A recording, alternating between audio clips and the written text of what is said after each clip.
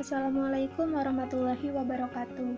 Hai semua, saya Fatuzza Naisiyadi, mahasiswa Psikologi 2019 Universitas Muhammadiyah Malang. Saya akan menjelaskan materi Disruptive Impulse Control and Conduct Disorder. Yuk kita simak videonya. Apa sih definisi dari Disruptive Impulse Control and Conduct Disorder itu? Disruptive Impulse Control and Conduct Disorder merupakan sekelompok gangguan yang mencakup gangguan menentang oposisi, gangguan perilaku, gangguan ledakan yang tidak konsisten, kleptomania, dan piromania.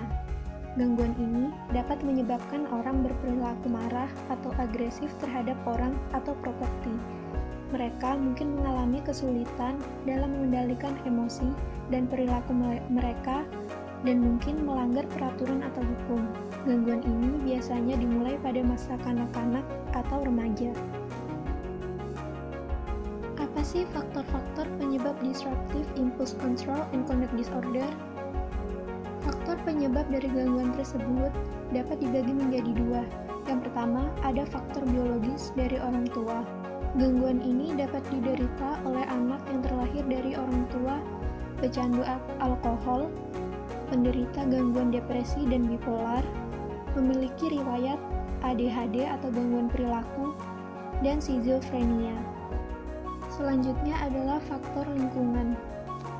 Anak dapat menderita gangguan ini karena pola asuh kriminal atau keras dari orang tua, penolakan dari teman, bergabung dengan kelompok sebaya atau lingkungan pertemanan yang negatif, pelecehan fisik atau seksual.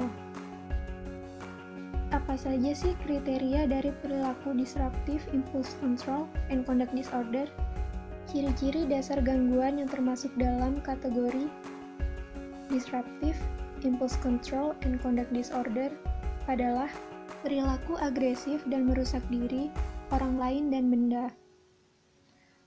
Konflik dengan figur otoritas, mengabaikan norma pribadi atau sosial, kemarahan yang terus-menerus yang tidak proporsional dengan situasinya.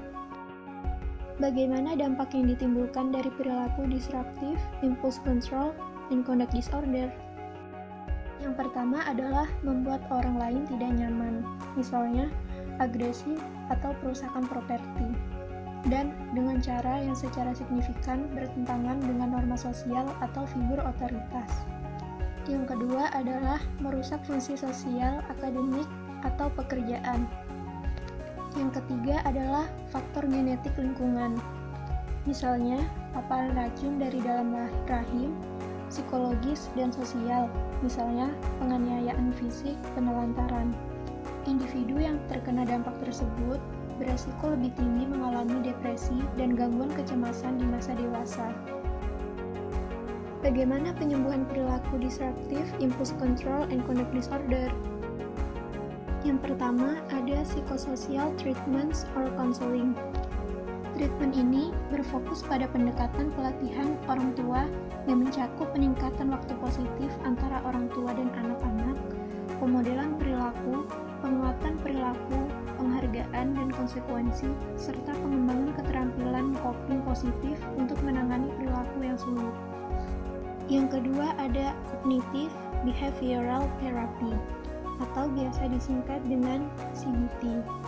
Terapi ini dapat membantu memodifikasi distorsi kognitif yang tampaknya merupakan perilaku mengganggu.